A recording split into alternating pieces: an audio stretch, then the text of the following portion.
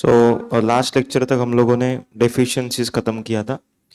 Okay, next topic हम लोग start करेंगे अभी.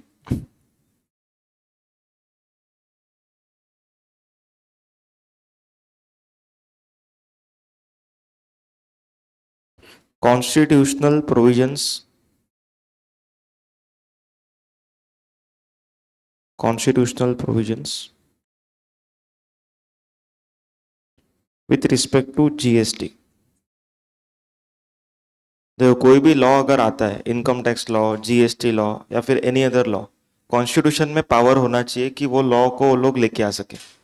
अगर कॉन्स्टिट्यूशन में पावर ही नहीं रहेगा तो वो लॉ इनवैलिड है.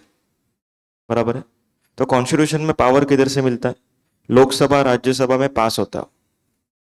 ओके, पहले लोकसभा में जाएगा, उधर से एसेंट मिलेगा, हाँ मेजोरिटी से मिलेगा, फिर राज्यसभा में जाएगा एंड देन वो अप्रूव्ड माना जाएगा. देन उसके बाद प्रेसिडेंट अपना साइन करता है and then that becomes act, bill becomes act.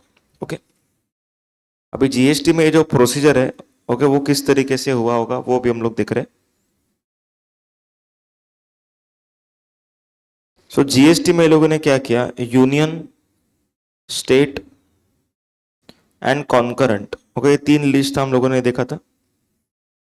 Okay, ये तीनों लिस्ट में से किधर भी इन लोगों ने लिखा ही नहीं जीएसटी. तीनों में से किधर भी नहीं लिखा. क्यों नहीं लिखा होगा तीनों में से किधर भी? एक सेकंड.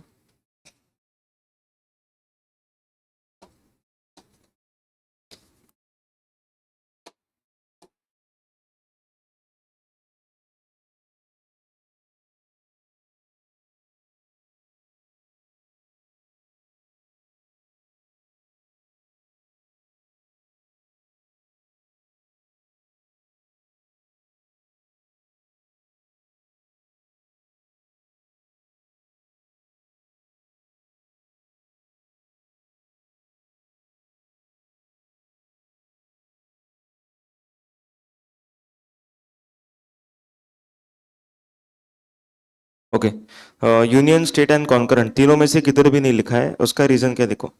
अगर ये लोग यूनियन लिस्ट में सीजीएसटी लिखेंगे और स्टेट लिस्ट में एसजीएसटी, तो प्रॉब्लम क्या होएगा, सेंट्रल गवर्नमेंट खुद के हिसाब से लॉ बनाएगा और स्टेट गवर्नमेंट खुद के हिसाब से लॉ बनाएगा. जबकि अपने को क्या चाहिए, one nation one tax. Okay, CGST and SGST should be equal with respect to rate of tax as well as law. दोनों सेम होना चाहिए. ओके, तो किधर लिखना चाहिए, कॉन्करेंट में. अगर कॉन्करेंट में लिखेंगे तो भी अलग ही होगा. ओके, सेम नहीं होगा. जैसे SSC board and CBSE board, दोनों सेम है कि अलग है? दोनों अलग है, लेकिन है दोनों एजुकेशन. तो वैसे ही होता था, दोनों इनडायरेक्ट टैक्स ही रहता था, लेकिन स्टेट अलग लॉ बनाता था और सेंट्रल अलग लॉ बनाता था. इसीलिए लोगों ने क्या किया, इन तीनों में से किधर भी नहीं लिखा. Okay, they brought a new article that is called as article number 246A.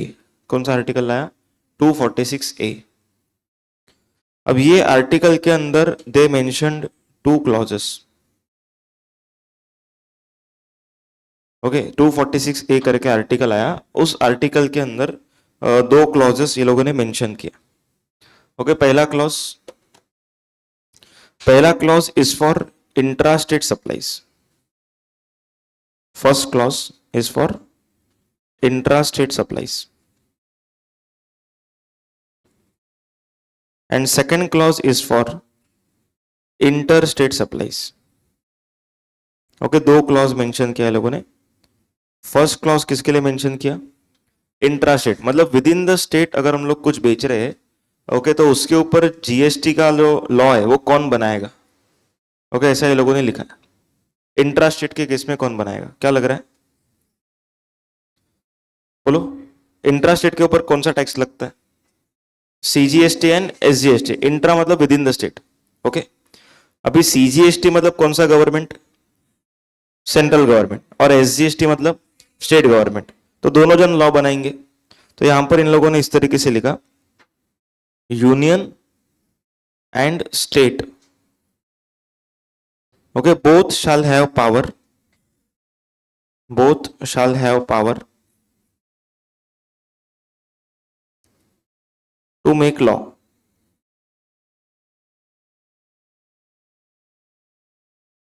Okay, law बनाने का पावर दोनों के पास रहेगा, और ये दोनों लॉ सेम भी रहेगा क्योंकि इन लोगों ने और एक पॉइंट लिख दिया, अगर एसजीएसटी का लॉ सीजीएसटी के लॉ से अलग रहा, ओके, जो कभी नहीं होगा, तो सीजीएसटी का law will prevail. Okay, CGST का लॉ और एसजीएसटी का लॉ अगर अलग हुआ बाय चांस, जो कि नहीं होगा क्योंकि डिसीजन ये लोग लेते हैं जीएसटी काउंसिल में। ओके, जीएसटी काउंसिल में दोनों का मेजोरिटी चाहिए। समझो कुछ डिसीजन लेने का है तो दोनों का मेजोरिटी चाहिए, आज हम लोग सीखेंगे। तो यहां पर क्या बोला है, अगर एसजीएसटी का लॉ एंड सीजीएसटी का लॉ दोनों अलग निकला, ओके, तो फिर कौन सा लॉ प्रिवेल करेगा, सीजीएसटी का लॉ प्रिवेल करेगा। यहां तक समझ में आ रहा है? सो 246A के हिसाब से इंट्रा स्टेट सप्लाईज के ऊपर, ओके, इंट्रा स्टेट सप्लाईज के ऊपर कौन लॉ बनाने वाला है, union, that is central government and state government. समझा यहां तक? ओके,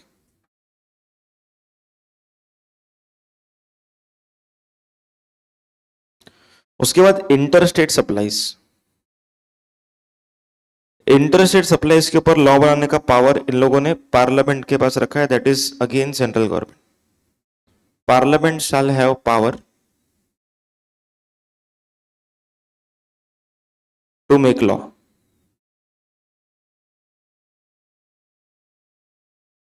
तो इंटर स्टेट सप्लाई में किसके पास पावर है, पार्लियामेंट, मतलब अगेन सेंट्रल गवर्नमेंट के पास ही पावर है। सेंट्रल गवर्नमेंट क्या बोल रहा है, हम लोग लॉ बनाएंगे।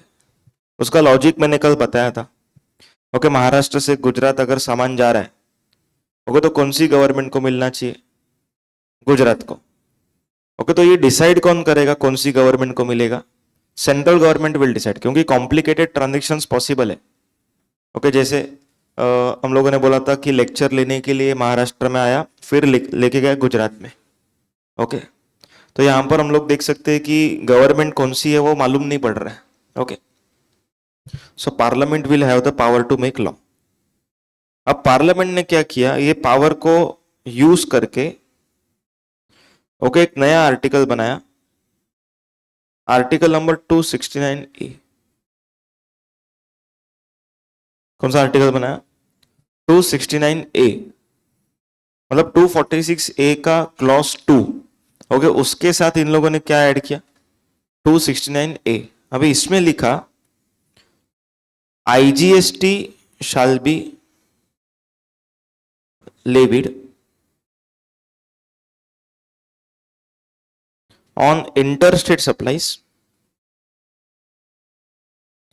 and it will be collected by central government and shall be apportioned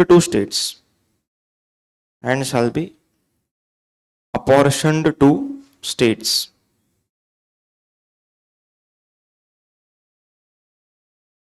in the manner as may be prescribed।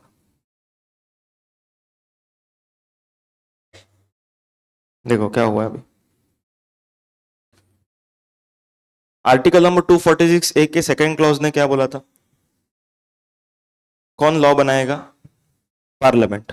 Parliament law बनाने के लिए क्या लिख रहा है, हम लोग इंटरस्टेट सप्लाई के ऊपर कौन सा टैक्स लगाएंगे, हम लोग लगाएंगे IGST। क्या लगाएंगे, IGST, and that IGST will be collected by home, collected by central government. Okay, मतलब ऐसा नहीं कि CGST हाफ कैसा मिलता है उन लोग को और SGST डायरेक्टली स्टेट गवर्नमेंट को, ऐसा नहीं मिलेगा। IGST कैसा रहेगा, पूरा का पूरा किसको मिलेगा, सेंट्रल को मिलेगा, और सेंट्रल क्या करेगा, उसमें से कुछ अमाउंट 50% किसको देगा, स्टेट को देगा। कौन सा स्टेट को देगा, नॉर्मली डेस्टिनेशन, लेकिन जब डेस्टिनेशन स्टेट नहीं मिलेगा तो ओरिजिन। कभी कभी डेस्टिनेशन स्टेट ही नहीं मिलता। ओके, जैसे एक एग्जांपल लेते, समझो मैंने तुम लोग को बोला कि ऑनलाइन लेक्चर है। ओके, एक लेक्चर का 500 रुपीज लगेगा, तुम लोग को लिंक दिया पे करने का, तुम लोग का खाली नाम लिया, ईमेल एड्रेस लिया एंड मोबाइल नंबर लिया, बस इतना ही लिया। अभी मैंने ये पूछा ही नहीं तुम लोग कौन से स्टेट से हो, क्योंकि लेक्चर वर्चुअल होने वाला है। समझ में आ रहा है पॉइंट? अभी समझो कि 1000 स्टूडेंट ज्वाइन हो गए, अभी मुझको मालूम ही नहीं कि ये 1000 स्टूडेंट कौन से स्टेट से बैठे, तो ऐसे केस में डेस्टिनेशन पॉसिबल हुआ क्या? नहीं। तो ऐसे केस में किसको मिलेगा? ओरिजिन को मिलेगा, क्योंकि डेस्टिनेशन इज अननोन। आ रहा है पॉइंट समझ में? सो डेस्टिनेशन मालूम रहेगा तो डेस्टिनेशन को मिलेगा, अगर डेस्टिनेशन नहीं मालूम रहेगा तो ओरिजिन को मिलेगा। आ रहा है पॉइंट समझ में? ओके। तो ऐसे में तो सब सप्लायर डेस्टिनेशन छुपा देंगे। देखो क्या बोला, अगर सप्लायर ने बोला कि ये मेरा डेस्टिनेशन स्टेट है तो उसको जाएगा। अगर समझो सप्लायर ने बोला कि ये डेस्टिनेशन स्टेट नहीं है, मालूम नहीं है मुझे, तो रेवेन्यू किसको मिलेगा? ओरिजिन को। तो पॉसिबिलिटी है कि सब सप्लायर्स को खुद का गवर्नमेंट क्या बोले, तुम डेस्टिनेशन बताओ ही मत। ऐसा और नो पॉसिबल है कि नहीं? प्रॉब्लम समझ में आ रहा है कुछ? क्योंकि नॉर्मली सप्लायर जब डेस्टिनेशन बताएगा तो उसको जाएगा, लेकिन वो डेस्टिनेशन नहीं बताएगा तो किसको जाएगा? ओरिजिन को। ठीक है, तो ऐसा क्यों नहीं करेगा सप्लायर? आंसर इज रिसिपिएंट को आईटीसी अगर चाहिए रहेगा ना, आईटीसी, तो डेस्टिनेशन मालूम होना चाहिए, ऐसा बोला गवर्नमेंट। अगर समझो कि आप लोग बिजनेसमैन हो, ओके, मैंने आपको सप्लाई किया विथ जीएसटी, अभी वो जीएसटी का आप लोग क्या क्लेम करोगे? आईटीसी। तो आईटीसी लेने के लिए गवर्नमेंट क्या बोलती है? डेस्टिनेशन मालूम रहेगा ना आपके सप्लायर को, तभी हम आपको आईटीसी देंगे। पॉइंट समझ में आ रहा है? का लॉजिकल है, क्योंकि अगर डेस्टिनेशन स्टेट को रेवेन्यू चाहिए, ओके, तो ही आईटीसी देगी वो, नहीं तो देगी नहीं आईटीसी। समझो रेवेन्यू मिला महाराष्ट्र को और आईटीसी आपको क्यों मिलेगा फिर? आप तो गुजरात में हो एग्जाम्पल, मैं महाराष्ट्र में हूं, ओके, मैंने बोला डेस्टिनेशन पता नहीं, तो मैंने महाराष्ट्र को रेवेन्यू दे दिया। अभी आईटीसी आप लोग किससे मांगोगे? गुजरात गवर्नमेंट से। गुजरात गवर्नमेंट क्या बोलेगा? पैसा ही नहीं आया हम लोग को, गया महाराष्ट्र को, तो आईटीसी क्यों देने का? ओके, इसीलिए डेस्टिनेशन मालूम होना जरूरी है, और अगर नहीं है तो फिर सप्लायर का स्टेट। क्लियर है यहां तक? ओके। तो यहां पर 246A का दो क्लॉजेस अपना हुआ, ओके, और एक 269A करके हम लोग का हुआ। अभी आर्टिकल नंबर 246A का एक्सप्लेनेशन में ये लोगों ने लिखा है, एक्सप्लेनेशन में लिखा है products mentioned in article number 279A5, okay, इसके ऊपर जीएसटी आज नहीं लगेगा, okay, GST will be levied later on.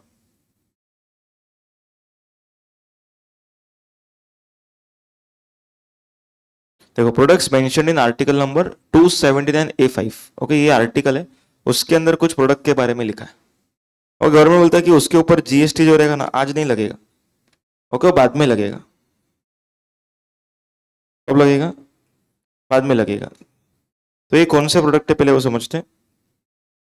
Okay, 5 products है। कितने प्रोडक्ट है? 5 प्रोडक्ट है। कौन से 5 प्रोडक्ट है? देखो, सबसे पहला petrol diesel, okay, petrol diesel के ऊपर देयर इज नो जीएसटी। इसका मतलब ये नहीं कि टैक्स फ्री है, इसके ऊपर वैट, एक्साइज, ओके, ये सब लगने वाला है। ठीक है, तो वो सब टैक्सेस लगेगा पेट्रोल के ऊपर, पेट्रोल डीजल के ऊपर। पेट्रोल का एक्चुअल प्राइस इज 60 रुपीज, लेकिन अपने को मिलता है 105 रुपया, 110 रुपया।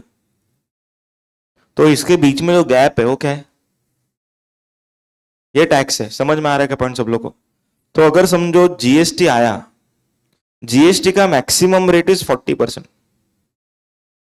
ओके, जीएसटी कितना लग सकता है मैक्सिमम टू मैक्सिमम? 40%।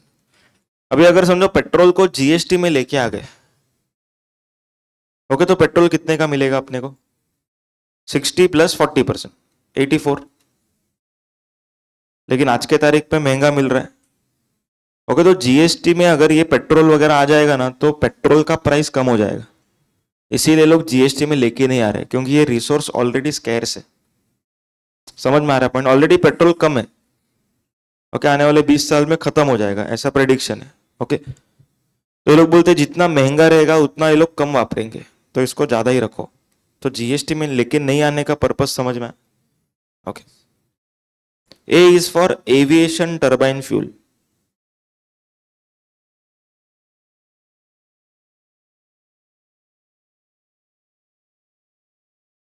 देखो एविएशन टर्बाइन फ्यूल मतलब प्लेन में जो यूज होता है ना पेट्रोल, वो व्हाइट पेट्रोल जिसको बोलते हैं, ओके, उसके ऊपर भी जीएसटी नहीं है। Same logic, same reason, okay, कि ये पेट्रोल महंगा है, okay, due to taxes, and government doesn't want to reduce the prices, क्योंकि जीएसटी आएगा तो ऑटोमेटिक प्राइस कम हो जाएगा, तो ये लोग को नहीं चाहिए कि जीएसटी आए। N is for natural gas, CNG वगैरह सुना है कभी? ओके, सीएनजी के ऊपर देर इज नो जीएसटी, ठीक है, क्योंकि ये भी स्केर्स रिसोर्स है, natural gas. C is for crude oil, okay, इसको बोलते हैं पेट्रोलियम क्रूड, कच्चा तेल बेसिकली, उसको रिफाइन करके पेट्रोल डीजल बनता है, तो कच्चे तेल पे भी जीएसटी नहीं। And H is for high speed diesel oil, okay, high speed diesel oil मतलब जो फॉर्मूला 1 कार रेसेस में यूज होता है ना, ओके, वो फास्ट भागता है कार, मतलब एकदम ऐसा रेस, तो वैसा उस ऑयल को क्या बोलते हैं? High speed diesel oil. तो 5 प्रोडक्ट के ऊपर जीएसटी नहीं, इसका शॉर्ट फॉर्म भी 5 है, petrol diesel, A aviation turbine fuel, N natural gas, C crude oil, H high speed diesel oil. समझा पॉइंट? तो इन सब के ऊपर there is no GST. Logic clear है सबको? और भी प्रोडक्ट है, लिकर है, ओके, लेकिन वो इधर नहीं लिखा है। देखो ये प्रोडक्ट के बारे में क्या लिखा है, GST will be levied later on, अभी नहीं, बाद में, लेकिन लिकर के ऊपर कभी नहीं लगेगा unless definition of GST is changed. तो liquor is not leviable to GST, उसके ऊपर वैट लगता है, ओके, जो पिछला रेजिम था, ओके, पिछला रेजिम के हिसाब से जो उन लोग का वैट वगैरह है, okay, that is applicable.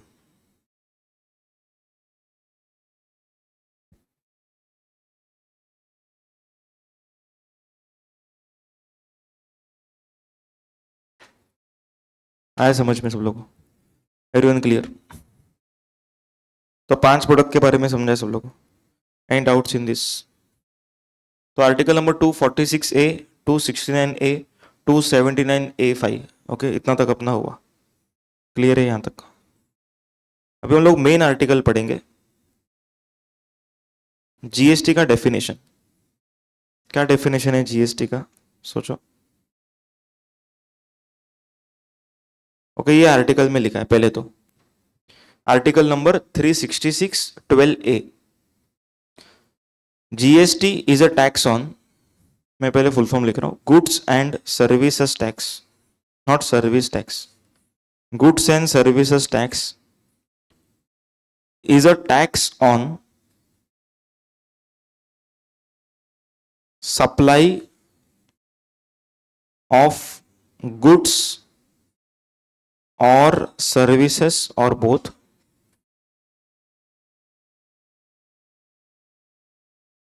except alcoholic liquor for human consumption।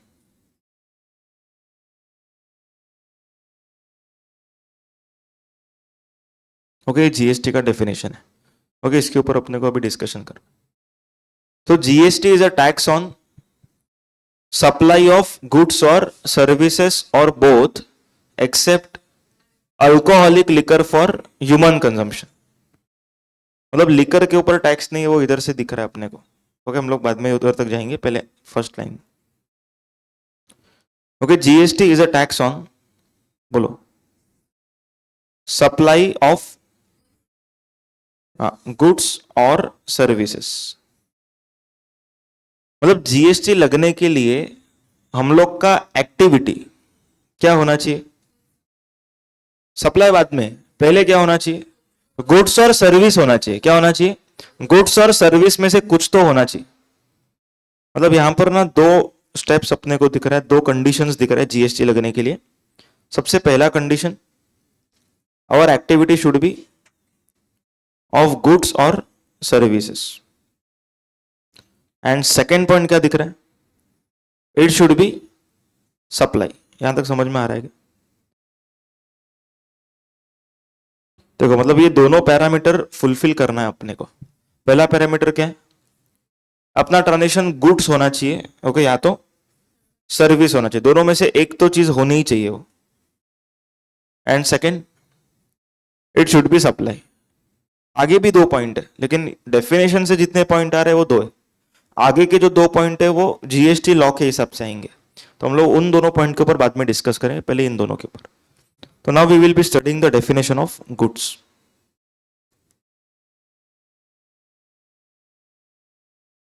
Okay, goods का डेफिनेशन बोलो, क्या लग रहा है, what is the definition of goods? सोगा में पढ़ा, सोगा में सेल ऑफ गुड्स एक्ट तुम लोग को था ना बचपन में। हाँ हाँ, फाउंडेशन। बोलो बोलो, क्या डेफिनेशन था, याद है किसी को? Every kind of movable property other than money and actionable securities were included in SOGA, excluded in GST। SOGA में added था, actionable claim क्या था उधर, excluded था, इधर included है। मूवेबल दोनों में सेम है, money and security, sorry money दोनों में एक्सक्लूडेड है, सिक्योरिटी एंड एक्शनेबल क्लेम उल्टा है।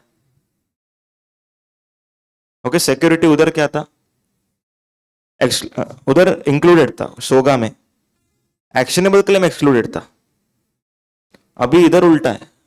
ओके, तो इधर का डेफिनेशन क्या है हम लोग समझते हैं। देखो, goods means any kind of movable property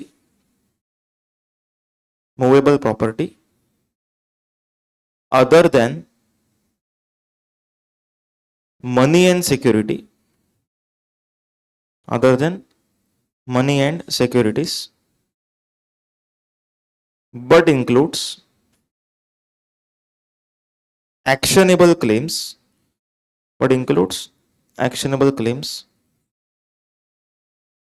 growing crops, grass or things attached to earth,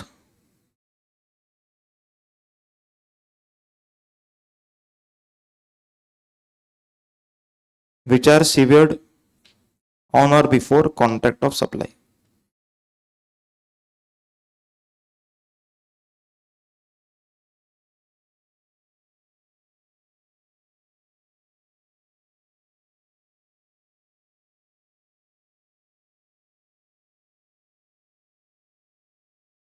on और बिफोर कॉन्ट्रैक्ट ऑफ सप्लाई। अब देखो, ये डेफिनेशन को हम लोग एनालाइज करेंगे। ओके, तो यहां पर बोला गया है goods means any kind of movable property, any kind of movable property, मतलब जो भी चीज इधर से उधर जा सकती है उसको हम लोग गुड्स बोलेंगे, whether AC will be called as goods और नॉट। हाँ कि नहीं? यस। लेकिन अगर ये एसी सेंट्रलाइज्ड है, it is not goods. Mall में मालूम है सेंट्रलाइज एसी रहता है, उसको गुड्स नहीं बोलेंगे, क्योंकि उसको निकाल के दूसरे मॉल में नहीं लगा सकते, क्योंकि वो मॉल के हिसाब से उन लोगों ने बनाया हुआ रहता है। देखो अभी समझो इधर सेंट्रलाइज एसी लगाया, तो ये रूम का जो साइज है ना उसके हिसाब से रहेगा। समझ में आ रहा है क्या पॉइंट? चिलर कभी सुना है? चिलर मतलब सेंट्रलाइज एसी। बेसिकली वो लोग क्या करते हैं, इधर से पूरा माप लेते, ओके, और फिर फिटिंग करते, मतलब दैट इज इमूवेबल। इमूवेबल मतलब ये इधर से निकाल के as it is same good condition में दूसरे जगह पे नहीं लगा सकते, इसको तोड़ना पड़ेगा, डिसमेंटल करना पड़ेगा। आ रहा है समझ में? So movable property is goods, but immovable property is immovable property goods है कि नहीं है? नहीं है। एग्जाम्पल, बिल्डिंग, रोड, ये सब इमूवेबल है। समझ में आ रहा है पॉइंट? सो अगर समझो कोई पर्सन रोड बना रहा है सीमेंट यूज करके, ओके, रेती यूज करके, मतलब बेसिकली वो क्या यूज कर रहा है? गुड्स। सीमेंट इज गुड्स, रेती इज गुड्स, सैंड वगैरह सब कुछ गुड्स है, लेकिन इसको यूज करके जो आउटपुट निकला that is service. Okay, road का कामकाज रोड को ठीक करना, रोड को बनाना, ये सब क्या माना जाएगा? सर्विस माना जाएगा। लेकिन ये सर्विस को देने के लिए क्या लगा अपने को? गुड्स। सबको समझ में आ रहा है पॉइंट? सो ऐसा पॉसिबल है कि हम लोग गुड्स वापर के सर्विस दे रहे, उल्टा भी पॉसिबल है, सर्विस लेके गुड्स दे रहे। समझो कि शर्ट बेचना है, ओके, शर्ट के ऊपर डाई करवाया और शर्ट बेचा। अब बोलो, शर्ट के ऊपर डाई करवाया इस सर्विस, लेकिन उसको यूज करके क्या बेचा? Shirt. Therefore shirt is goods. आ रहा है क्या समझ में? सो मूवेबल प्रॉपर्टी का मतलब समझा? Okay. Other than money and security, other than money and security. अब देखो, मनी, पैसा, okay, it is not goods. मतलब अगर समझो कि मैंने आपको 100 रुपीज दिया, तो हम लोग ये नहीं मानेंगे कि मैंने आपको गुड्स दिया। समझ में आ रहा है क्या? It may be treated as advance, okay, और it may be treated as loan, it may be treated as donation, but it is transaction in money. So money is not goods. अगर money को goods बोलते, example, तो सब transactions barter हो जाते। अभी तुम लोगों ने लेक्चर लिया और तुम लोगों ने मनी दिया, तो मनी को अगर गुड्स बोलेंगे तो क्या हो जाएगा? तो बार्टर हो गया ना। ये पॉइंट समझ में आ रहा है क्या? सो मनी को इन लोगों ने कंसीडरेशन बोला है। क्या बोला है? कंसीडरेशन। मतलब लेक्चर मिलने का वैल्यू इज मनी वर्थ, मतलब इतने का पैसा दिया आपने। आ रहा है कुछ समझ में? लेकिन कुछ कुछ मनी को हम लोग गुड्स बोलेंगे। Okay, normally money is not goods, लेकिन कुछ कुछ मनी को हम लोग गुड्स बोलेंगे। एग्जाम्पल, समझो किसी को नोट्स कलेक्शन का शौक है, ओके, उसने 1 2 3 4 5 6 वाली नोट जमा की। समझो 10 रुपए की, 100 रुपए की और 500 रुपए की। अभी समझो कि 500 रुपए की नोट है, 1 2 3 4 5 6 नंबर वाली। ये नोट अगर हम बेचेंगे तो हमको 500 रुपए मिलेगा कि ज्यादा मिलेगा? ज्यादा मिलेगा। मतलब कि ये 500 रुपए का नोट जो है ना, ओके, वो अपने को कुछ एक्स्ट्रा वैल्यू डिराइव करके दे रहा है। आ रहा है क्या कुछ समझ में? ये 500 का नोट का वैल्यू 500 नहीं है अभी, ये 500 के नोट का वैल्यू ज्यादा हो गया। समझो 1000 रुपया मिलेगा अब आपको। सो 1000 रुपया इज मनी, बट 500 का नोट इज गुड्स। सबको समझ में आ रहा है क्या कुछ? ओके। कभी कभी ना कॉइन कलेक्शन का भी आदत रहता है किसी को, ओके, पीछे ऐसा 4 बिट रहता है ना, तो ऐसा कोई कॉइन कलेक्शन करता है। अब ये कॉइन समझो 1 रुपए का है, या तो 4 आने का कॉइन, एंटिक पीस। समझो हम लोगों ने म्यूजियम में दिया 4 आने का कॉइन, अपने को 4 आने नहीं देंगे वो लोग। ओके, वो लोग 500 रुपया तो देंगे एटलीस्ट, बोलेंगे एंटिक आइटम जमा किया आपने। आ रहा है क्या समझ में? तो बेसिकली ये जो कॉइन है देखने में तो मनी दिख रहा है, बट ये गुड्स है। सबको समझ में आ रहा है डेफिनेशन? ओके, तो मनी को गुड्स नहीं बोलना है, लेकिन कुछ कुछ specific collection of coins, notes, उसको हम गुड्स बोल देंगे। ओके। उसके बाद सिक्योरिटीज, मतलब शेयर्स, डिबेंचर्स, बॉन्ड्स, इसको हम लोग गुड्स नहीं बोलेंगे। एग्जाम्पल, समझो कोई कंपनी है, लिस्ट हुई, आईपीओ लगा आप लोग को। अभी आप लोग को शेयर मिलेगा। शेयर क्यों मिल रहा है आपको? आप लोगों ने अप्लाई किया था, आपको आईपीओ लगा, तो शेयर मिल रहा है। अभी शेयर मिल रहा है करके आप लोग ने कुछ पेमेंट किया है, तो बेसिकली आपको कुछ गुड्स नहीं मिला उसमें। देखो, गुड्स मिलता तो हम आगे बेचते, ओके, ये अपना हो जाता। अभी यहां पर क्या, अपन कंपनी के हिस्सेदार बन गए, तो कंपनी में एक शेयरिंग मिला अपने को, इसीलिए उसको शेयर बोलते। तो कंपनी में एक शेयर मिल गया। समझ में आया क्या पॉइंट? क्लियर है सब लोगों को? तो वो शेयरिंग के लिए उन लोगों ने पैसा लिया। So it is not for selling the goods. तो securities is not goods, but includes actionable claims. देखो ये क्या बोल रहे हैं, includes actionable claim. Actionable claim को ऐड किया। What is the meaning of actionable claim?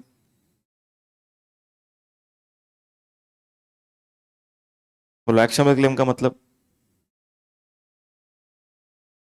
हाँ, ओके, मतलब हम लोग वो इंस्ट्रूमेंट को लेके जा सकते हैं कोर्ट में, जैसे चेक, और हम लोग केस कर सकते हैं। समझ में आ रहा है पॉइंट? अभी समझो किसी ने अपने को चेक दिया था, और वो बाउंस हो गया, तो हम लोग वो चेक के बेसिस पे उस बंदे के ऊपर केस डाल सकते हैं। आ रहा है क्या समझ में? इसको बोलते हैं हम लोग एक्शनेबल क्लेम। ठीक है, अभी वो एक्शनेबल क्लेम को क्या बोल रहे हैं ये लोग? देखो ध्यान से क्या बोल रहे हैं। Actionable claim is goods, includes बोला है, इंक्लूड्स गुड्स। समझ में आ रहा है? गुड्स के डेफिनेशन में क्या हो रहा है? ये सब ऐड हो रहा है। अब ये ऐड हो रहा है मतलब जीएसटी लगने का चांस है। तो देखो एक एग्जांपल लेते हैं, एक्शनेबल क्लेम। ओके, ए ने बी को गुड्स सप्लाई किया, बी ने ए को चेक दिया। गुड्स तो गुड्स ही है, मूवेबल। चेक भी क्या है? गुड्स है। तो यहां पर ये ट्रांजिशन कैसा हो गया? बार्टर लग रहा है। देखो गुड्स है ना, चेक भी गुड्स दिख रहा है अपने को, बेचा है वो भी गुड्स है, तो जीएसटी दोनों पे आना चाहिए। बट गवर्नमेंट ने क्या किया मालूम है? एक शेड्यूल 3 करके बनाया। क्या बनाया? शेड्यूल 3। अब शेड्यूल 3 का हेडिंग है, मतलब सप्लाई के चैप्टर में सीखेंगे, इसका हेडिंग है नॉट अ सप्लाई। क्या हेडिंग है इसका? Not a supply. Okay, not a supply का मतलब है कुछ कुछ एक्टिविटीज को गवर्नमेंट सप्लाई ट्रीट ही नहीं करेगा, बोलेगा कि तुम लोगों ने सप्लाई नहीं किया, ओके हम लोग को मालूम ही नहीं, सप्लाई है ही नहीं है, नो जीएसटी। समझ में आ रहा है पॉइंट क्या बोला? कुछ कुछ एक्टिविटीज को गवर्नमेंट क्या बोलेगा? नॉट अ सप्लाई, क्योंकि गवर्नमेंट को जीएसटी नहीं चाहिए उसके ऊपर। ओके, ऐसा शेड्यूल के अंदर गवर्नमेंट ने एक पॉइंट लिखा है, एक्शनेबल क्लेम। क्या लिखा है? Actionable claim. देखो हम लोगों ने ना 2 पॉइंट सीखा था जीएसटी लगने के लिए, ये 2 पॉइंट। क्या 2 पॉइंट है? पहला पॉइंट, गुड्स या तो सर्विस में से कुछ तो एक होना चाहिए, और दूसरा सप्लाई होना चाहिए। अभी गवर्नमेंट का इंटेंशन है लॉटरी के ऊपर जीएसटी लगाना है। किसके ऊपर लगाना है जीएसटी? लॉटरी। लॉटरी का जो टिकट रहता है ना, उस पर जीएसटी लगाने का लोग को। अभी लॉटरी के टिकट पे जीएसटी अगर लगाना है तो ये दोनों कंडीशन फुलफिल होना चाहिए। अभी lottery is a actionable claim, lottery is a actionable claim. Okay, क्योंकि लॉटरी लगाया हम लोगों ने, मतलब लॉटरी में हिस्सा लिया और प्राइस जीतने के बाद भी नहीं दे रहा है, तो लॉटरी टिकट के बेसिस पे हम केस कर सकते हैं। सो लॉटरी पे अगर गवर्नमेंट को जीएसटी चाहिए तो ये दोनों पॉइंट्स टिक होने चाहिए। मतलब first, lottery should be goods, and second, lottery should be supply. अभी lottery is a actionable claim, तो लॉटरी को पहले क्या बोलना पड़ेगा? इन लोगों को गुड्स बोलना पड़ेगा। सो इसका मीनिंग क्या हो गया? एक्शनेबल क्लेम को क्या बोलना पड़ेगा पहले? गुड्स। पॉइंट समझा गया? क्यों एक्शनेबल क्लेम को गुड्स बोला? क्योंकि लॉटरी के ऊपर टैक्स लगाने का, तो लॉटरी पे टैक्स लगाना है तो पहले सारे एक्शनेबल क्लेम को क्या बोलना पड़ेगा? गुड्स। और बाद में बोलना पड़ेगा सब actionable claims not a supply except lottery. देखो शेड्यूल 3 जो है ना, शेड्यूल 3, ओके, वो नॉट अ सप्लाई का शेड्यूल है ना। इसमें क्या लिखा? एक्शनेबल क्लेम, और आगे लिखा other than specified actionable claim. Okay, other than specified actionable claim. क्या इंटरप्रिटेशन हुआ इसका?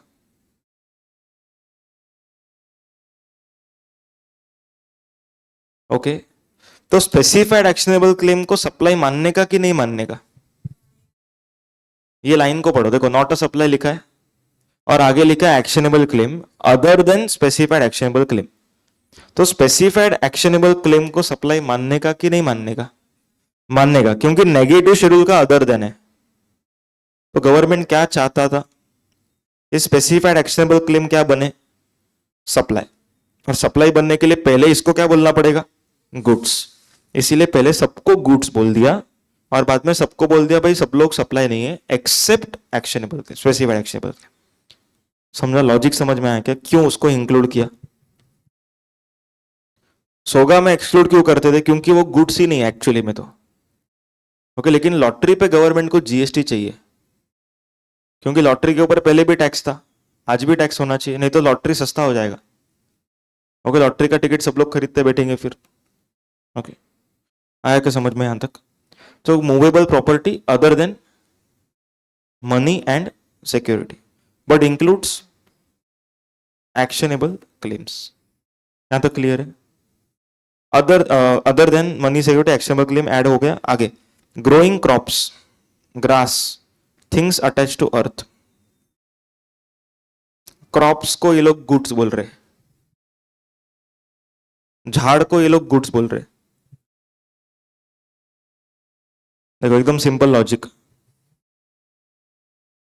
समझो कि मैंने झाड़ कट किया और फर्नीचर बनाया। अभी मैं गवर्नमेंट को क्या बोलूंगा, ये फर्नीचर मैंने कैसे बनाया? झाड़ से बनाया। झाड़ कैसा था? इमूवेबल था।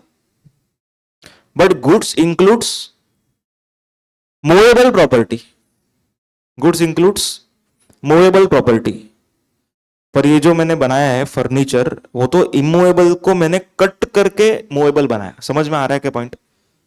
तो गवर्नमेंट ने बोला कि ये सब डिफेंस लेके आना ही नहीं इधर, इसलिए हम लोग गुड्स के डेफिनेशन में लिख के दे रहे। Grass, things attach to earth, मतलब जो झाड़ है ना वो जमीन से जुड़ा हुआ।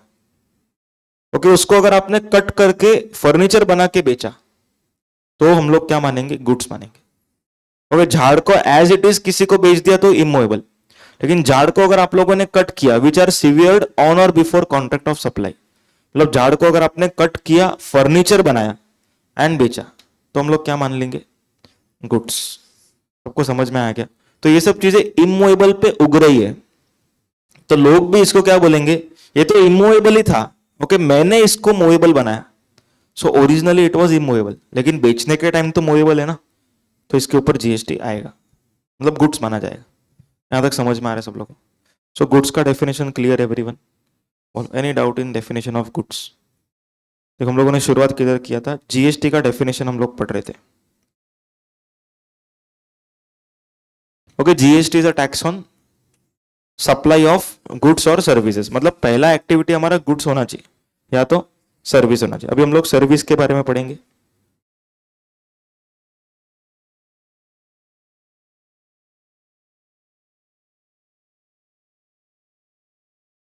Service means, service means anything other than goods, एकदम simple.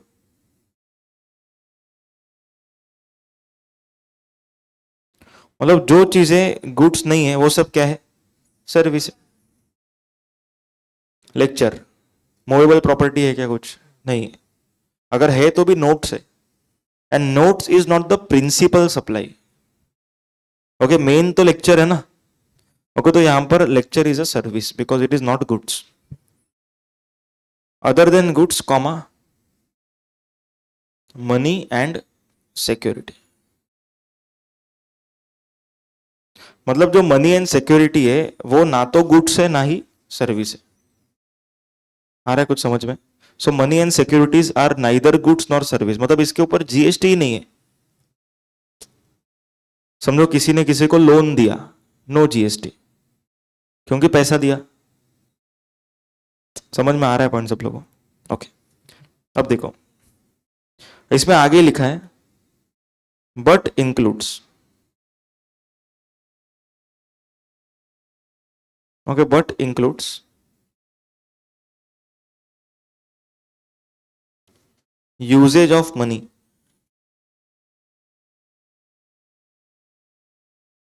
Okay, usages of money मतलब पैसा यूज करने का जो चार्ज रहेगा ना, उसके बारे में हम बात कर रहे हैं।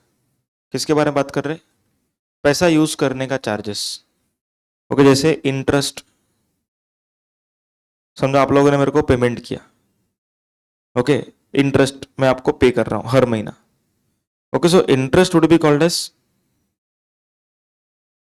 सर्विस। सर्विस, हम लोग सर्विस के definition, interest would be called as service. आ रहा है पॉइंट समझ में? सो पैसा यूज करने का जो चार्ज रहेगा उसको हम लोग क्या बोलेंगे? सर्विस। उसके बाद प्रोसेसिंग फीस, एग्जाम्पल है ये सब यूजेज ऑफ मनी के। ओके, प्रोसेसिंग फीस, समझो किसी ने लोन दिया तो प्रोसेसिंग फी कट होता है, तो प्रोसेसिंग फी अगर कट हुआ उसको हम लोग क्या मानेंगे? सर्विस मानेंगे। ठीक है, फिर ब्रोकरेज। देखो ब्रोकरेज मतलब कि जो शेयर्स अपन बेचते हैं ना, ओके, तो जो एंजल वन, जीरोदा, ओके, जो ऐप से अपन करते हैं, डीमैट जिसका भी रहता है, ओके, तो उधर से जो हम लोग शेयर्स वगैरह बेच रहे, वो लोग अपने को ब्रोकरेज चार्ज करते हैं। मतलब हम लोग बेच रहे shares, shares is security, security goods है कि सर्विस है? कुछ भी नहीं, लेकिन उसको बेचने पर हमने को ब्रोकरेज भरना पड़ेगा। आ रहा है क्या समझ में? Securities is neither goods nor service, but उसको बेचने पर क्या भरना पड़ेगा? ब्रोकरेज भरना पड़ेगा। So brokerage would be called as service. समझो कि मैंने 1 लाख का शेयर बेचा, उस पर 1% ब्रोकरेज लगा, 1000 रुपया। अब जीएसटी कितने पे आएगा, 1 लाख पे कि 1000 पे? 1000 पे आएगा, क्योंकि 1000 इज ब्रोकरेज। समझ में आ रहा है क्या पॉइंट? 1 लाख पे नहीं आएगा, because 1 lakh is neither goods nor service. सबको समझ में आ रहा है यहां तक? क्लियर है? ओके।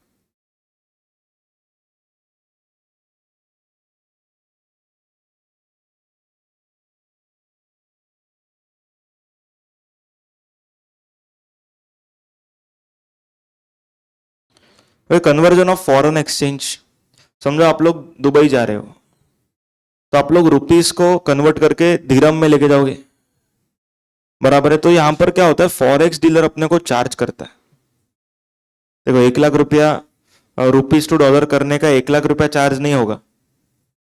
ओके, 1 लाख रुपया अगर हम उसको देंगे तो वो 1 लाख थोड़ी मांगेगा रुपी टू डॉलर करने का या रुपी टू दिरहम करने का। समझो 1 रुपी पर दिरहम मांग रहा है, सो 1 रुपी पर दिरहम is his charges and that would be treated as service. समझो कि मैं 1 लाख रुपया लेके गया और उसको बोला कि मेरे को दिरहम दे दो, और 25 का रेट चालू है फॉर एग्जाम्पल। ओके, 25 का रेट चालू है। ओके, तो कितना हुआ? 4000। ओके, 4000 दिरहम अपने को मिलेगा, और वो बोलता है कि से 1.5 रुपीज पर दिरहम मेरा चार्ज है, तो 6000 रुपया उसको देना पड़ेगा हम लोग को। ये 6000 रुपया किस लिए दे रहे हैं हम लोग? हाँ, एक्सचेंज करने का। ओके, तो ये जो 6000 है ना, उसको हम लोग क्या मानेंगे? सर्विस। ओके, लेकिन ये जो 1 लाख है उसको हम लोग सर्विस नहीं मानेंगे। सबको समझ में आ रहा है पॉइंट्स? ओके, तो ये अपना सर्विस का डेफिनेशन कंप्लीट हुआ। तो वापस एक बार जीएसटी के डेफिनेशन पे आएंगे। GST is a tax on supply of goods और सर्विसेस और बोथ। गुड्स और सर्विस समझ में आया? ओके, अभी देखो ये गुड्स और सर्विस हो गया। अभी थोड़ा पीछे चलते हैं। इधर क्या बोला है? सप्लाई होना चाहिए। क्या होना चाहिए? सप्लाई होना चाहिए। अब देखो, कोई भी ट्रांजेक्शन को सप्लाई अगर होना है तो बेसिकली 2 पैरामीटर्स है। इसके ऊपर अलग से पूरा चैप्टर है, अगला चैप्टर पूरा सप्लाई के ऊपर। सप्लाई होने के लिए देर आर 2 पैरामीटर्स, 2 पैरामीटर। सबसे पहला पैरामीटर, आप लोग के ट्रांजेक्शन में कंसीडरेशन होना चाहिए। क्या होना चाहिए? कंसीडरेशन होना चाहिए। कंसीडरेशन मतलब समथिंग इन रिटर्न। मैंने लेक्चर दिया, पैसा मिला, something in return. So money which I am receiving is consideration. Consideration can be in kind. समझो कि लेक्चर दिया, तुम लोगों ने मेरे को बाइक दिया, ओके, तो ये भी क्या माना जाएगा? कंसीडरेशन। समझ में आ रहा है पॉइंट? ओके, कंसीडरेशन के साथ साथ सेकेंड पॉइंट बोलते हैं बिजनेस भी होना चाहिए। क्या होना चाहिए? बिजनेस भी होना जरूरी है।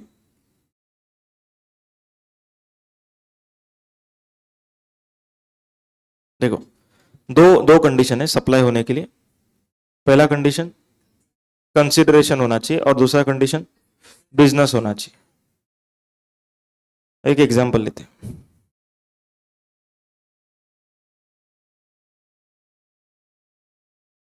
तुम लोग सब फाउंडेशन रूट वाले हो ना?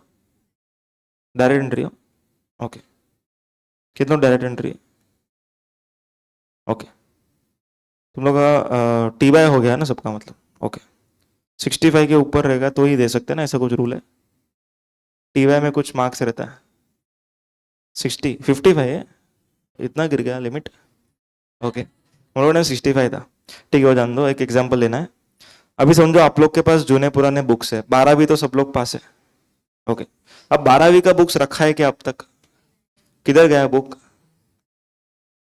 सच सच बताओ, किधर दिया बुक्स को? जूनियर को दिया? रद्दी में बेचा रहेगा तुम लोग?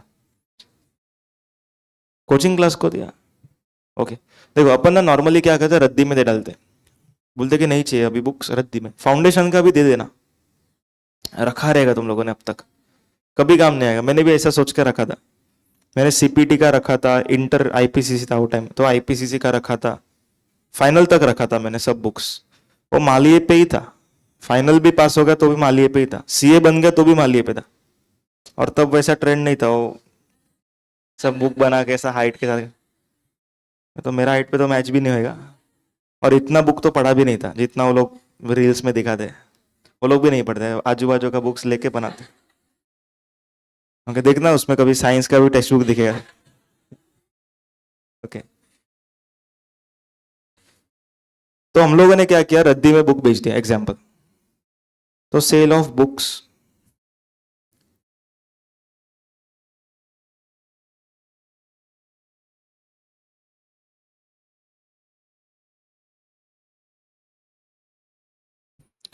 देखो बुक्स सेल करना, ओके, हम लोगों ने किया, और नवनीत का तो बिजनेस है।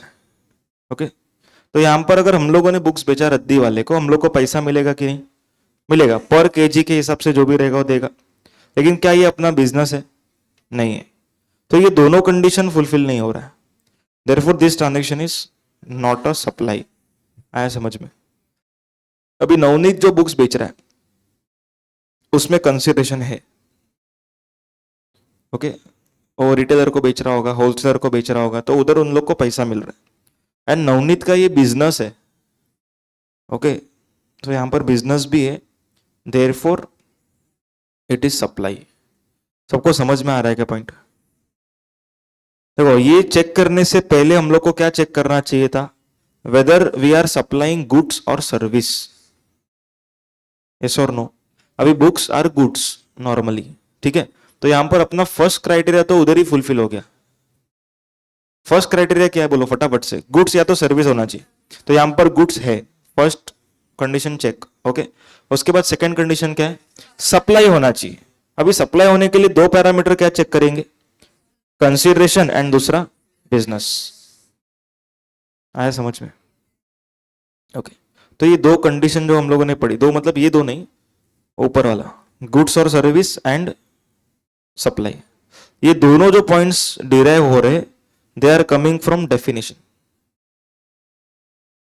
अभी हम लोग इसके थोड़ा आगे बढ़ते हैं।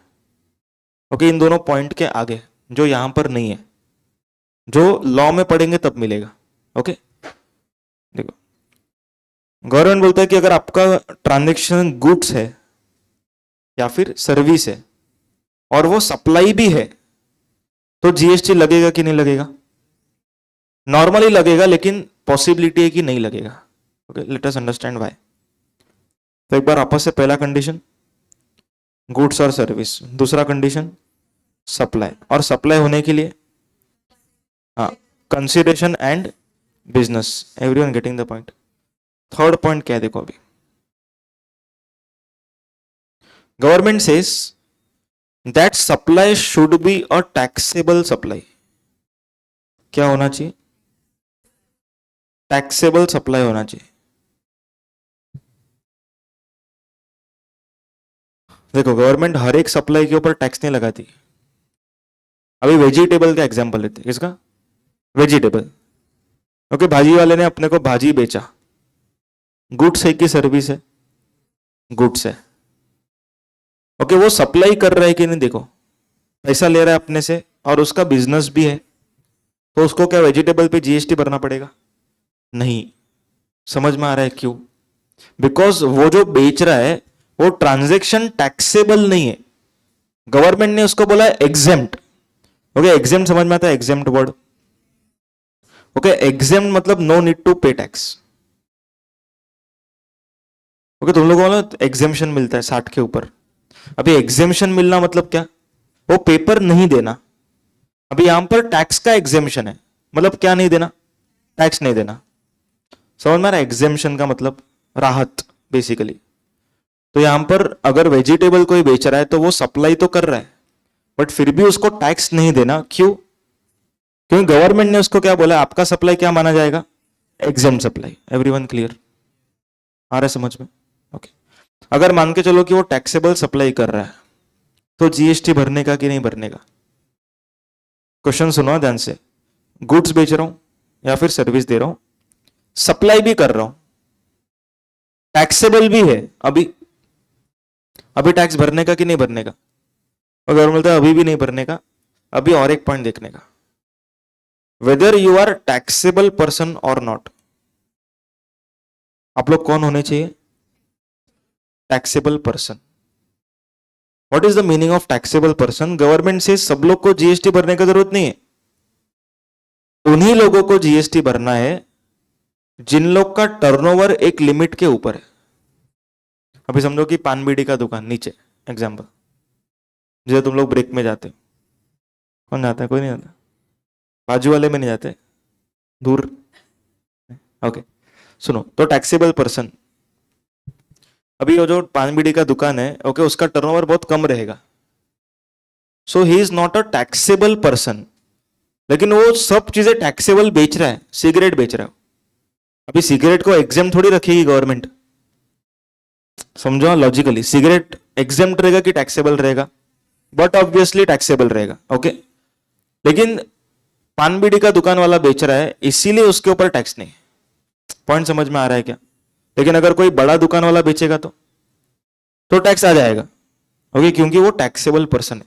सो टैक्सेबल पर्सन का meaning is the person whose turnover is more than threshold limit, and that threshold limit is 20 lakhs। कभी कभी 10 लाख भी हम लोग पढ़ेंगे आगे जाके, एंड 40 लाख भी पढ़ेंगे। अलग अलग लोगों के लिए अलग अलग लिमिट। आ रहा है कुछ समझ में? या तो जिस पर्सन का turnover is less than threshold but he has taken registration voluntarily. समझो ध्यान से क्या बोल रहा हूं। समझो मेरा टर्नओवर 1 लाख रुपए का ही है। कितना है? 1 लाख रुपए का। तो मेरे को नंबर लेने का जरूरत था क्या? नहीं था। बट फिर भी मैंने क्या किया? वॉलेंटरी रजिस्ट्रेशन लिया, खुद से होके नंबर लिया। तो गवर्नमेंट से नंबर लिया तो जीएसटी भरो। देखो, नहीं तो नहीं लेना चाहिए था तुम लोगों ने, और अगर नंबर लिया है तो क्या करना पड़ेगा? जीएसटी भरना पड़ेगा। फिर आप लोग ऐसा नहीं बोल सकते कि जब तक 20 लाख नहीं होता तब तक तो एग्जेम्पशन है तो मैं नहीं भरूंगा। तो गवर्नमेंट से भरना ही पड़ेगा। आ रहा है पॉइंट समझ में? तो टैक्सेबल पर्सन के बारे में समझा। सो जीएसटी कब लगेगा? जब 4 पैरामीटर फुलफिल होगा। एवरीवन, जीएसटी कब लगेगा? 4 पैरामीटर फुलफिल होगा। पहला, गुड्स या तो सर्विस होना चाहिए। दूसरा, सप्लाई होना चाहिए, और सप्लाई होने के लिए क्या चाहिए? Consideration and business. Okay. Third, taxable supply होना चाहिए। It should not be exempt supply. Okay, taxable supply रहेगा तो उसके बाद क्या चेक करेंगे? टैक्सेबल पर्सन, मतलब जिसका टर्नओवर 20 लाख के ऊपर है, गवर्नमेंट उसको ही बोलती है भाई जीएसटी पर, और उसको भी क्या बोलती है? कस्टमर से लेके भर। कुछ कुछ केसेस में रिवर्स चार्ज करके कंसेप्ट पढ़ेंगे बाद में। ओके, लेकिन नॉर्मली किससे मांगती है? हाँ, नॉर्मली मांगती है कस्टमर, मतलब कस्टमर से मांग के तुम लोग जीएसटी भरना। आया समझ में? ओके। एंड सेकेंड पॉइंट इसके अंदर, अगर मेरा टर्नओवर कम है बट आई एम रजिस्टर्ड, तो गवर्नमेंट बोलता है फिर तो भरना ही पड़े। समझा है यहां तक? तो अपना जीएसटी का डेफिनेशन ऑलमोस्ट कंप्लीट हो गया। Okay, GST is a tax on supply of goods और सर्विसेज और both, except alcohol liquor for human consumption. ये वर्ड इंपॉर्टेंट है। देखो, लिकर दो टाइप का, ओके, माइल्ड और स्ट्रॉन्ग। नहीं, सुनो सुनो, एक रहता है industrial use and human consumption. अभी इंडस्ट्रियल यूज का मतलब क्या होता है, वो सैनिटाइजर में रहता है ना अल्कोहल, ओके, तो वो सब चीजों को हम लोग बोलते हैं industrial use.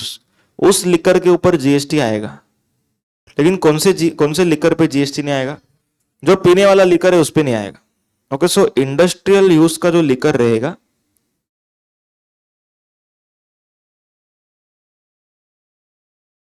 Okay, industrial use का जो लिकर रहेगा उसके ऊपर जीएसटी आएगा। समझ में आ रहा है पॉइंट?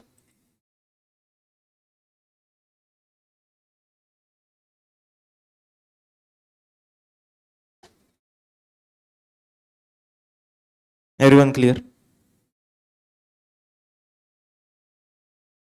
सबको जीएसटी का डेफिनेशन समझ में आया? जीएसटी क्या है? Everyone clear? 4 पैरामीटर याद रखने का, डेफिनेशन याद रखने। Any doubts please ask. सबको समझ में आ रहा है? हाँ।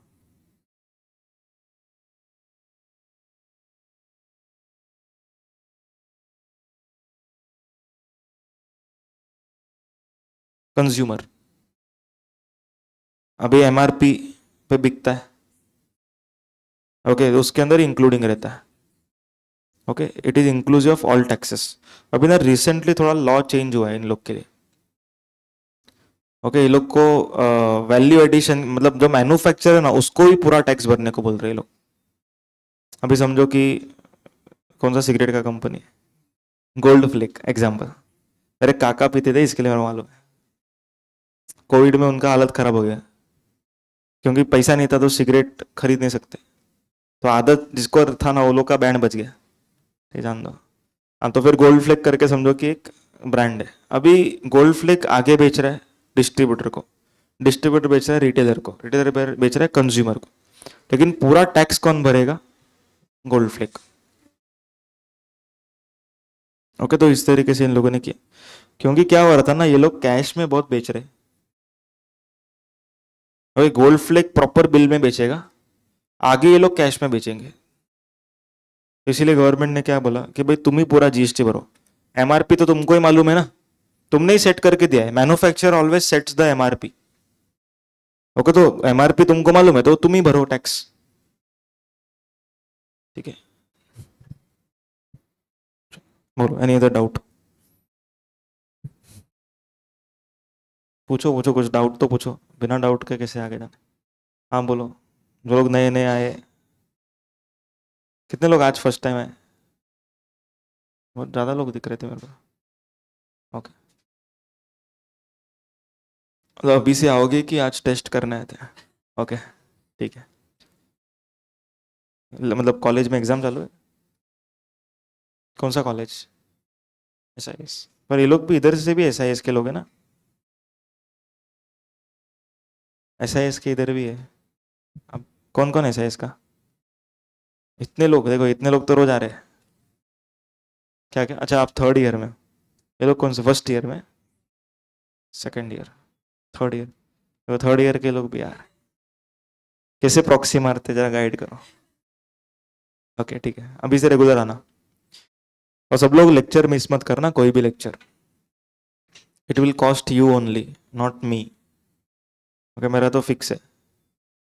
ओके तो मेरे को तो आना ही है, और तुम लोग का लॉस है वो, और बाद में रिकॉर्डिंग से वो नहीं होता है मैनेज कभी कभी, क्योंकि पाइल अप हो जाएगा ना, फिर तुम लोग दिखना ही बंद कर दोगे, क्योंकि क्लास में भी लाइव लेक्चर चल रहे हैं और फिर रिकॉर्डिंग भी देखना है, तो दोनों एक साथ मुश्किल हो जाएगा। तो ट्राई करो टू अटेंड, ठीक है? चले आगे, सुनो नेक्स्ट। अभी हम लोग सीखेंगे जीएसटी काउंसिल क्या होता है।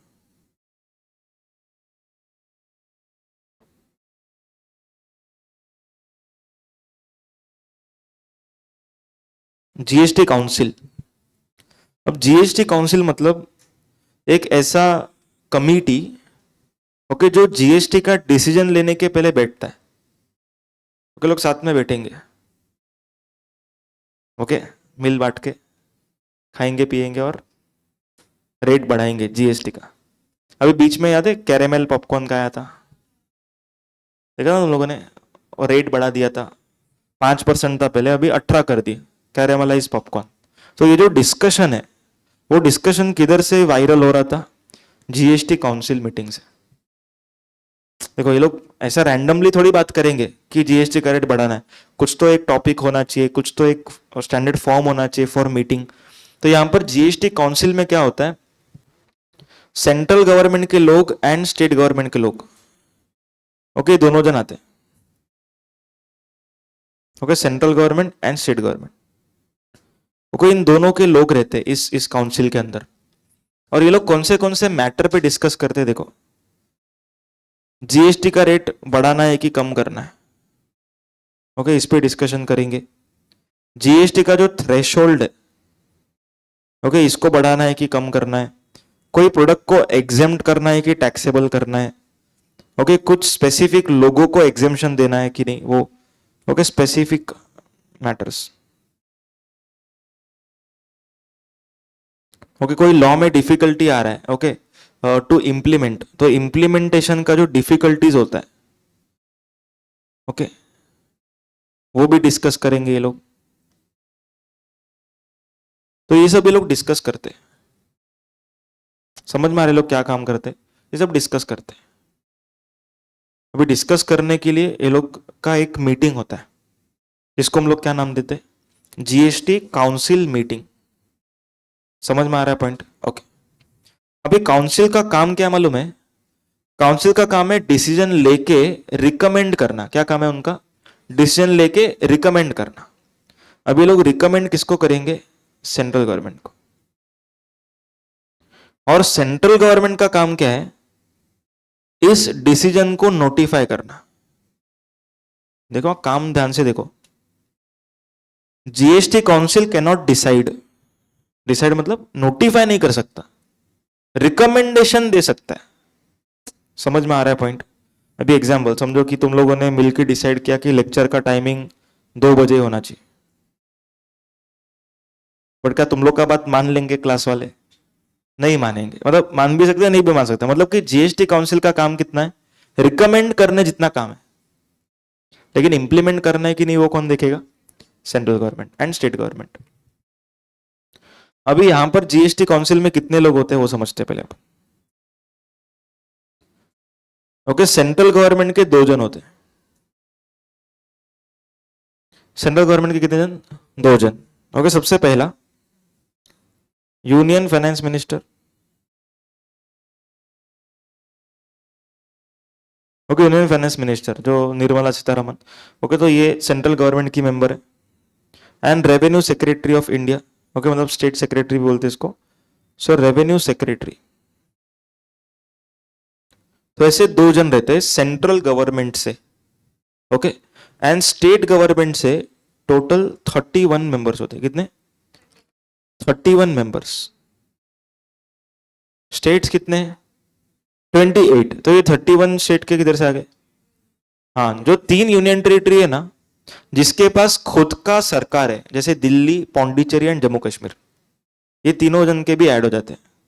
देखो 28 स्टेट्स है, okay, plus 3 special union territories, that is Delhi, Pondicherry and Jammu Kashmir. सबको समझ में आ रहा है? दिल्ली, पौंडीचेरी एंड जम्मू कश्मीर, समझा सब लोग को? तो ऐसे टोटल मिला के कितने मेंबर्स हो गए? नहीं, टोटल मिला के 33। ओके, 3 + 28 ये हो गए स्टेट के, एंड 2 जन किधर के? सेंट्रल के। अभी इन लोग को साथ में मिलके क्या करना है? डिसीजन लेने का है। कौन किस पे भारी पड़ेगा? क्या लग रहा है? मेजोरिटी देखो ना उधर, स्टेट में ज्यादा लोग हैं, तो स्टेट वाले ही लेके जाएंगे ना सब डिसीजंस। तो ऐसा नहीं होता। इन लोगों ने क्या किया है? एक सिस्टम बनाया। ओके, 4 स्टेप्स अपने को फॉलो करना है।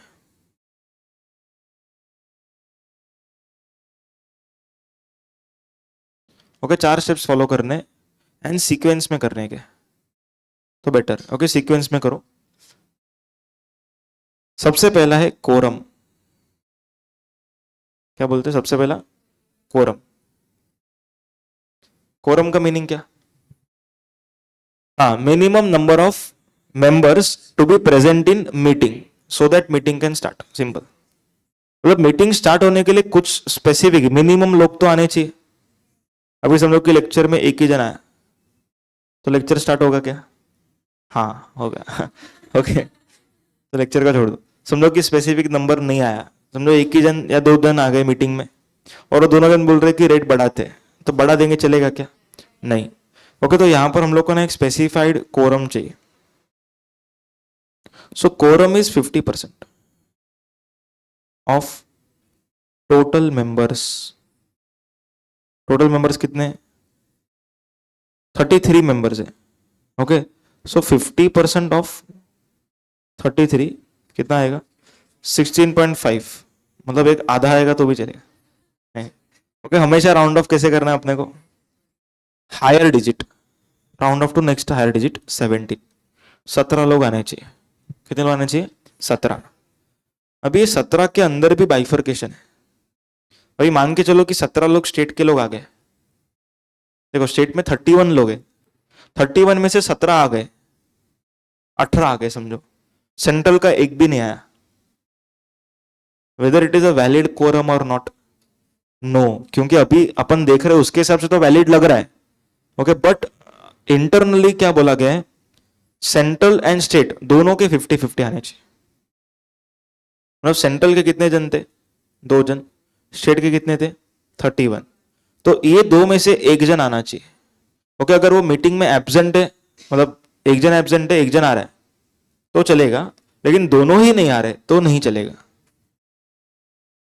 समझ में आ? देखो अगर समझो ये लोग दोनों जन नहीं आए, सेंट्रल गवर्नमेंट के 2 मेंबर दोनों नहीं आए, और बाकी के सब लोग आ गए, 31 के 31 लोग आ गए, चलेगा क्या ऐसा? नहीं चलेगा। और ये 31 में से कितने आने चाहिए? हाफ, तो 16। 15.5 तो नेक्स्ट 16, क्लियर है? सो हो गया 17। पहला स्टेप समझा क्या? पक्का क्लियर है? Okay, any other doubt? First one समझा? सेकंड,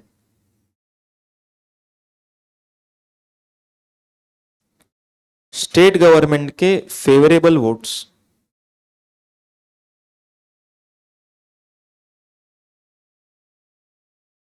ओके, स्टेट गवर्नमेंट के फेवरेबल वोट्स,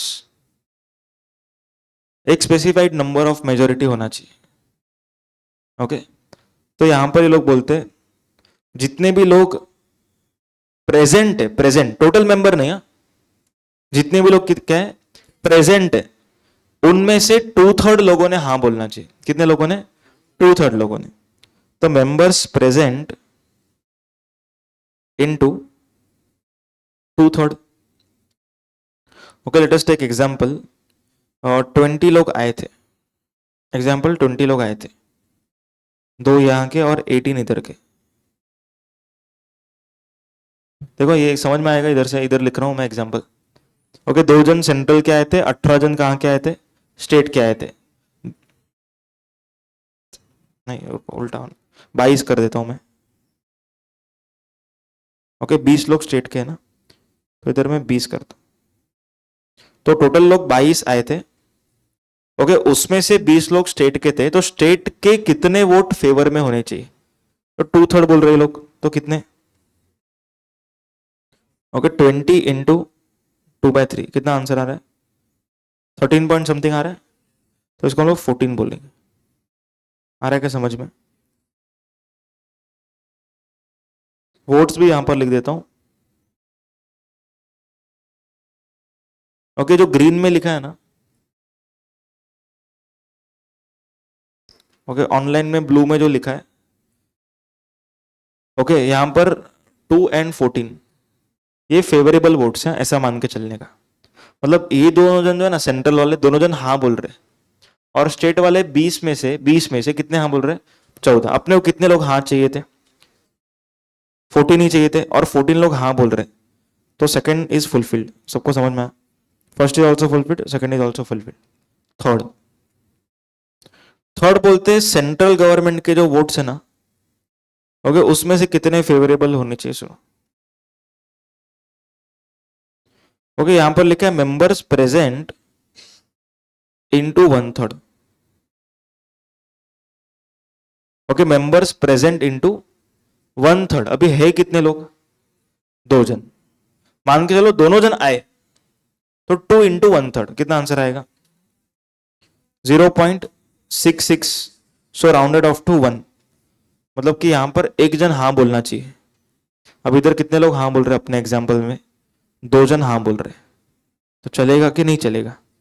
चलेगा। आ रहा है समझ में? ओके। अब हम लोग आते हैं टोटल वोट्स के ऊपर।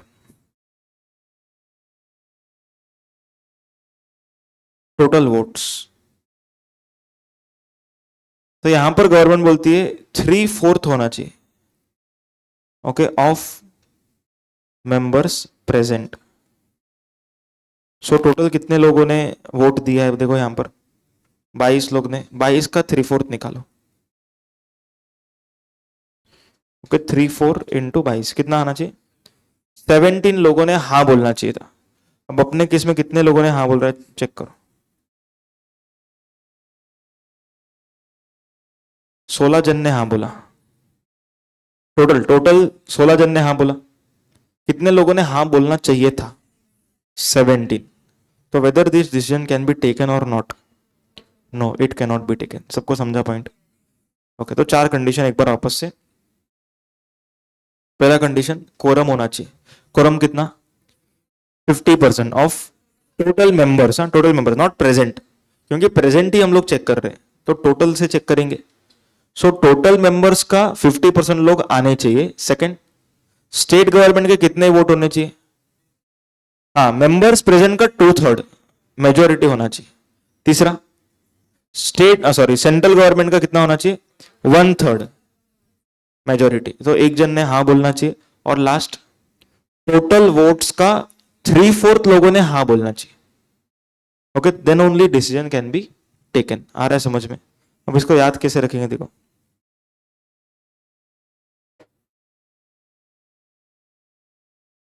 सेंट्रल गवर्नमेंट के कितने वोट होने चाहिए? 1/3। स्टेट गवर्नमेंट के 2/3। और total votes 3/4। Okay, C is third letter, तो 1/3। देखो अभी याद तुम लोग को है ऑलरेडी, बट जब पूरा सिलेबस होएगा तब नहीं रहेगा याद। ओके, अभी ताजा है इसके लिए ध्यान में है, लेकिन फ्यूचर के लिए बता के रखो। Okay, C is third letter, तो कैसे याद रखेंगे इसको? 1/3। ओके, एस, अभी लेटर मत गिनो। ओके, 2/3 मतलब इट इज 66%। 2/3 इज 66.66% ना। ओके, तो 66% का ये S. Okay, state government 66%। Total votes 3/4।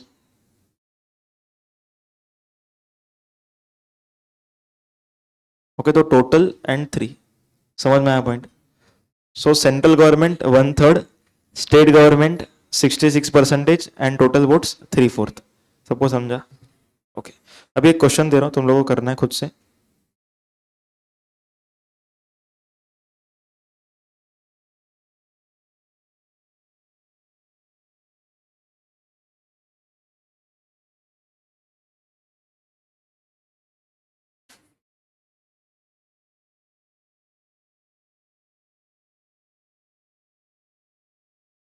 चलो इसको सॉल्व करो।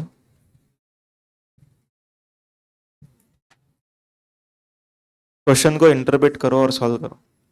क्या लग रहा है? सेंट्रल गवर्नमेंट का एक मेंबर आया, स्टेट गवर्नमेंट के 16 लोग आए, और वोटिंग में एक जन ने हाँ बोला और उधर 13 जन ने हाँ बोला। ओके, फटाफट निकालो answer. Whether decision can be taken or not?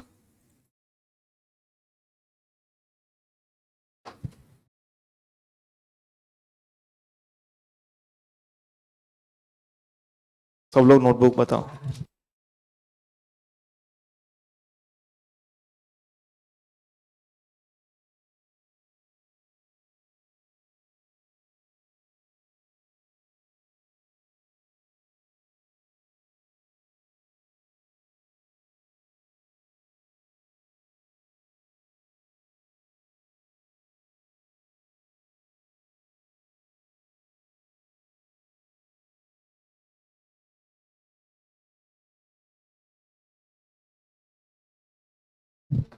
सब लोग नोटबुक ओपन करो।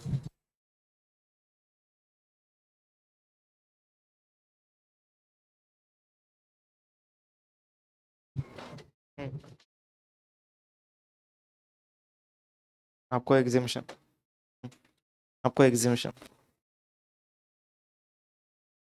मतलब आप हमेशा लिखोगे ऐसा अज्यूम करो। पहला लेक्चर कंप्लीट पेपर लाया नहीं, क्यों नहीं लाया? घर पे कोई पढ़ रहा है?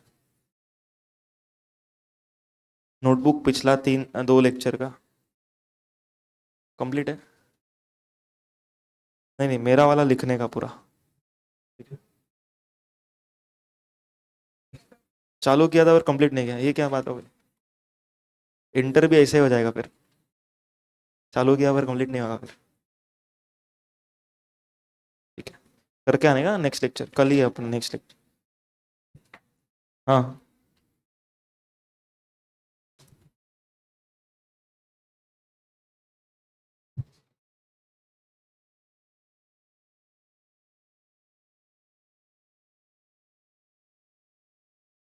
इधर का चेक किया, फर्स्ट एंड लास्ट पेज बताओ डायरेक्ट। क्वेश्चन नहीं समझा? क्वेश्चन सिंपल है। टोटल 33 मेंबर्स है। फर्स्ट जो लिखा है ना 1/16, उसका मतलब ये है कि सेंट्रल के 1 जन आए और स्टेट के 16 जन आए, और वोटिंग में सेंट्रल के 1 ने हाँ बोला और ये 16 में से 13 जन ने हाँ बोला। अभी समझा?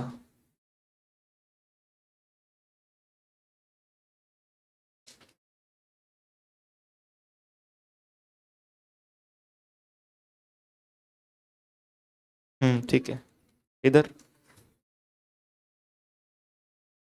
हाँ ठीक है ठीक है, बराबर, ठीक है। उधर नहीं लिखा, चेकिंग।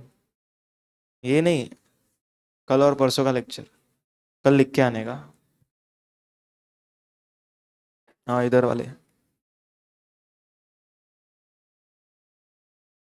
सब लोग बुक खोलो। ठीक है। इधर घर पे बुक है। हाँ, नहीं लिखा, लेक्चर देख के फिर लिखने का। हाँ, बुक नहीं लाया। और इधर कल, कल नेक्स्ट लेक्चर कल चेक होएगा। लिखा तुम लोगों ने? ये नहीं जो मैं लिखवा रहा हूँ याद से। और कल लिख के आओ तुम लोग, जिसका 3-3 4-4 लेक्चर बाकी हो जाएगा ना, फिर तुम लोग लिखोगे ही नहीं। तो प्लीज डेली लिखो, रिक्वेस्ट। इधर नहीं लिखा, कल लिख के आओ। चलो, क्या लग रहा है आंसर? ले सकते? बोलो, रीजन बोलो। क्या क्या पास मतलब, आंसर पास कर रहे हैं?